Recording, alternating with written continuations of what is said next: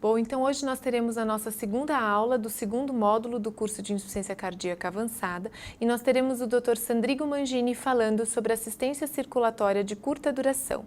Quais são e para quem?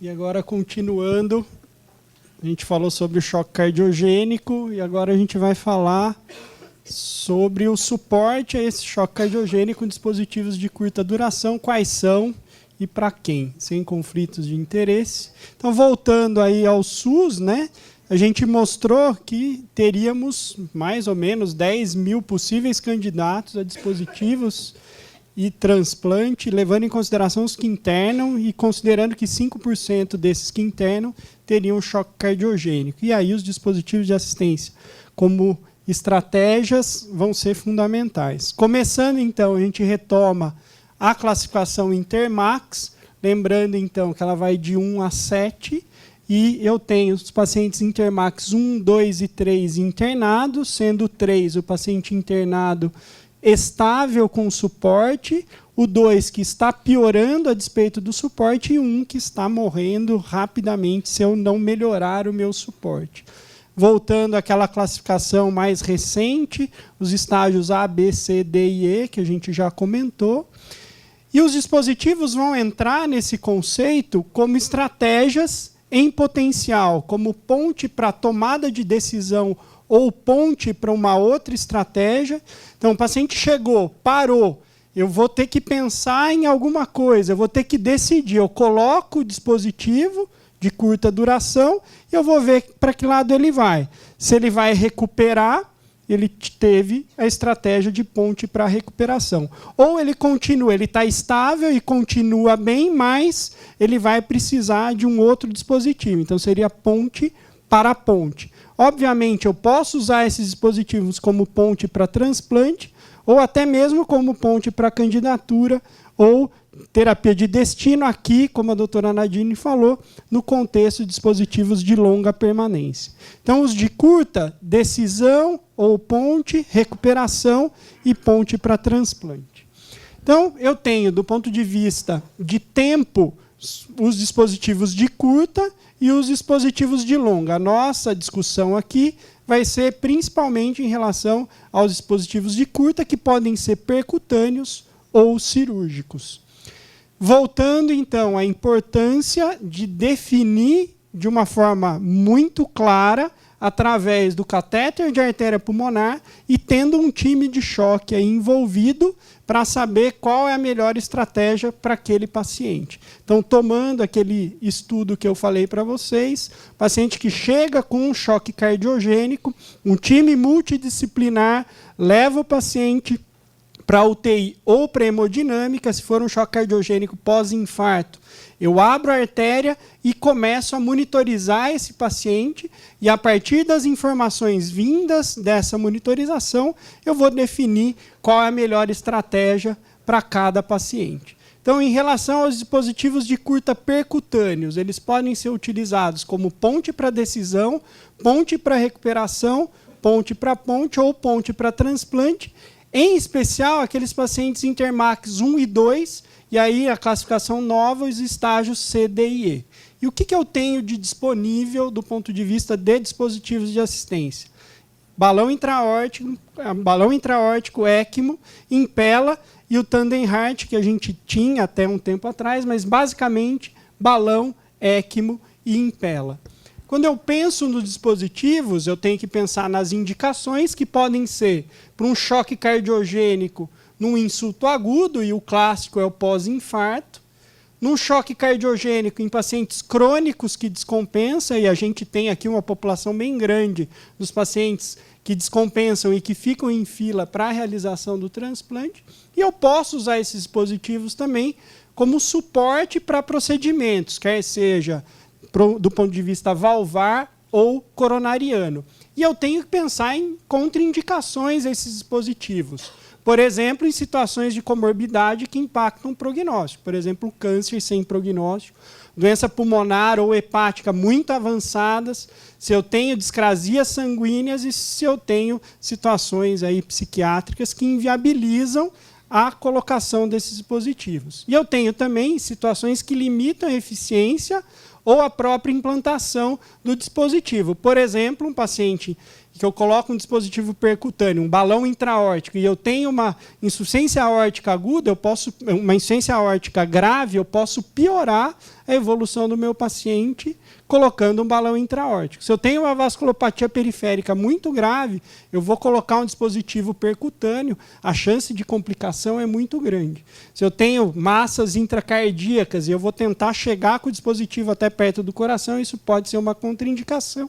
E como a maioria dos dispositivos são percutâneos, se eu tenho uma dissecção de aorta, isso é uma contraindicação a esses dispositivos percutâneos. Falando especificamente sobre eles, o balão intraórtico, indubitavelmente, é o que a gente tem disponível aqui no Brasil. É a primeira linha no tratamento do choque cardiogênico. Eu devo pensar no Intermax 1 e 2, estágio C, D e E, independente da etiologia, mas o grande problema do balão intraórtico é que ele tem uma limitação de impacto na hemodinâmica. Eu consigo aumentar em meio litro. Então, se eu tenho um paciente crônico que tem um débito cardíaco baixo e eu aumento em meio litro o débito do meu paciente, isso pode ser extremamente interessante.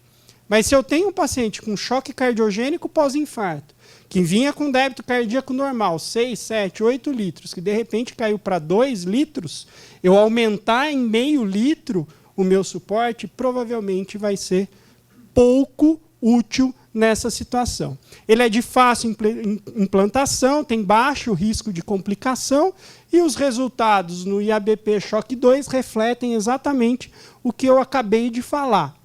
Então, quando a gente vai no Choque 2, o que a gente vê? Que não teve diferença de você colocar o balão intraórtico versus o tratamento habitual, abrindo a artéria, os dois, a grande maioria abriu a artéria. Quando eu coloco o balão nesse cenário do choque cardiogênico pós-infarto, infelizmente, o impacto é pequeno, uma vez que eu não consigo aumentar muito o débito cardíaco. Mas tem alguns pacientes que vão se beneficiar, principalmente aqueles em que o choque não é tão grave. E, por isso, a monitorização do paciente é fundamental.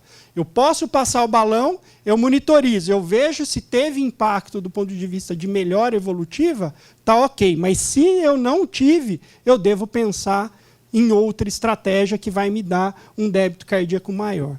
Aqui no nosso serviço, no Instituto do Coração, a gente usa o balão intraórtico em metade dos pacientes que estão esperando o transplante do ponto de vista de ponte para transplante. Diferente da International Society, que só usa 6%.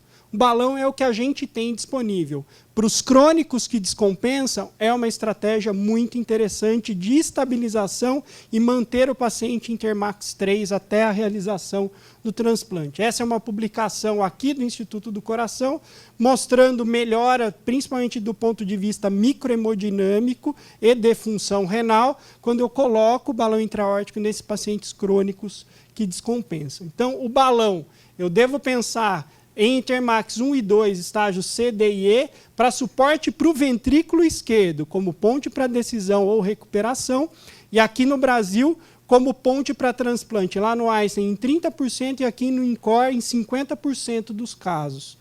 Ele tem uma limitação, especialmente nesse contexto do choque cardiogênico pós-infarto, mas ele é extremamente interessante nos crônicos que descompensam, naqueles em que não teve resposta ou limitada com inotrópicos e vasodilatadores.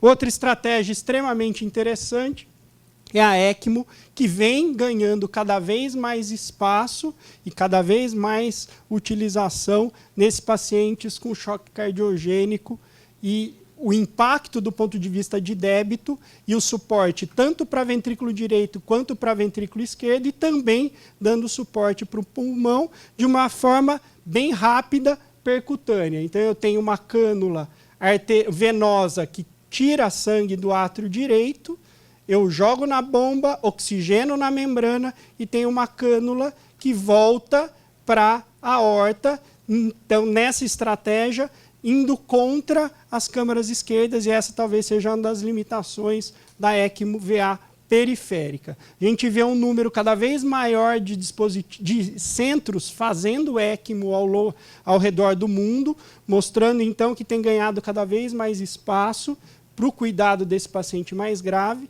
Olhando o registro da ELSO, que é o registro de utilização de ECMO, a gente vê que os pacientes que utilizaram ECMO VA, eu tenho uma sobrevida que sai do hospital de 42%, numa seara muito grave dos pacientes, e na estratégia de utilização na parada cardiorrespiratória, uma sobrevida perto de 30%, numa seara em que eu teria uma mortalidade quase de 100%, mostrando ser uma estratégia extremamente interessante para esses pacientes graves.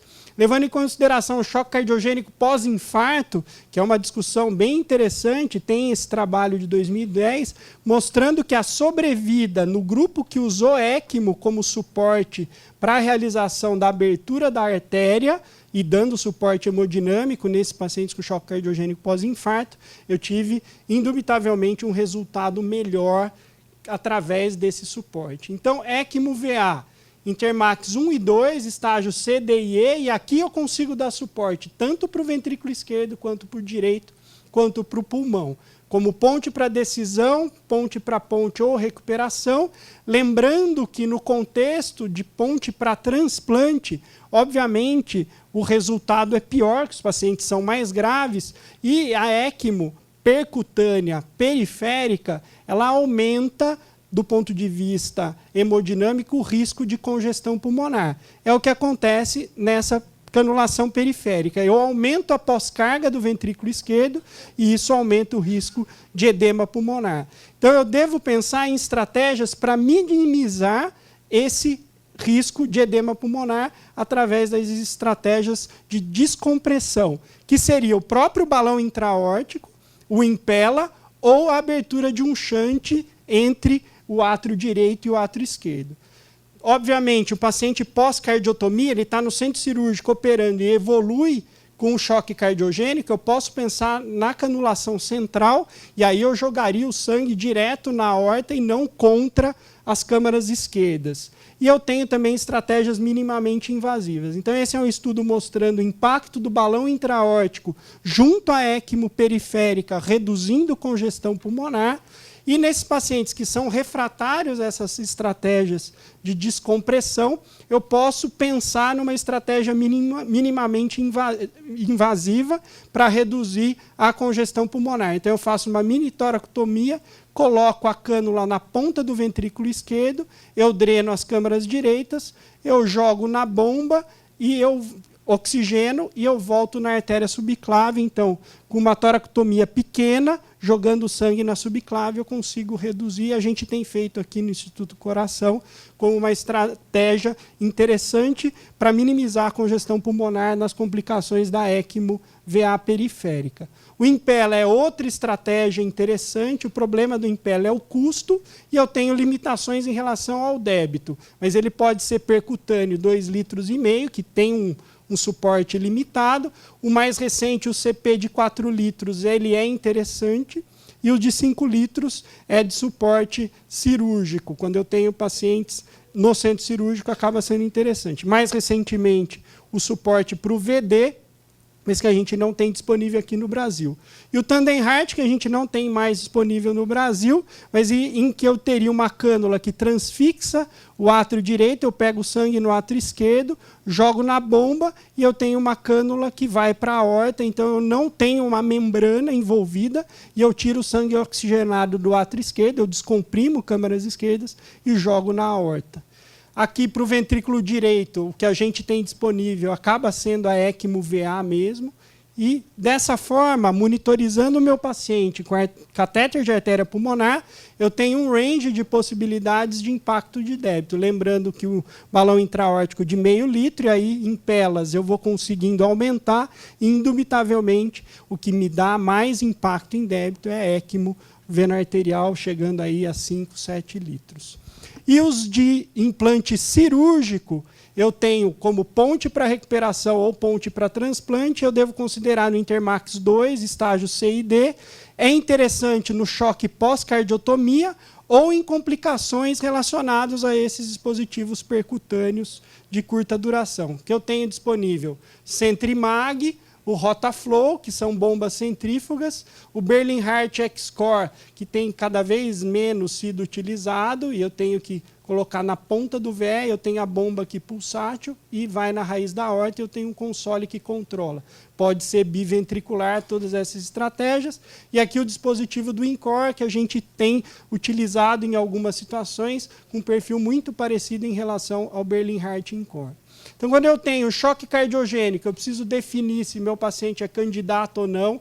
Então, o choque TIM é fundamental, até para eu definir se esse paciente não seria candidato à paliação e não a dispositivos. Fundamental a definição do ponto de vista hemodinâmico, e para cada perfil hemodinâmico eu tenho à disposição essas estratégias em potencial, que vão desde o balão até ECMO-VA.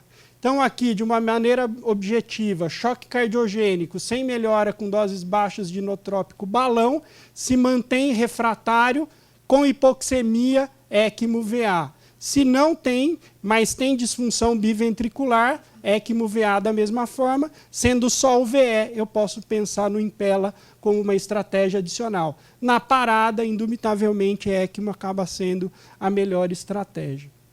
Obviamente, como ponte para recuperação, ou ponte para transplante, ou ponte para outro dispositivo de longa. Então, concluindo, Intermax 1 e 2, estágio C, D e E, os dispositivos percutâneos à disposição, balão, Impella e Tandem-Heart para suporte ao VE e ECMO, tanto para o pulmão quanto biventricular. Eu vou definir a estratégia baseado na monitorização, como ponte para recuperação, decisão, ponte ou transplante. E no Intermax 2, estágio C e D, os pacientes que estão no centro cirúrgico, eu posso levar em consideração Centrimag, Rotaflow, o X-Core ou VAD-InCore, tanto uni ou biventricular, e também nas complicações desses dispositivos de curta percutâneos, como ponte para recuperação ou ponte para transplante. Obrigado pela atenção.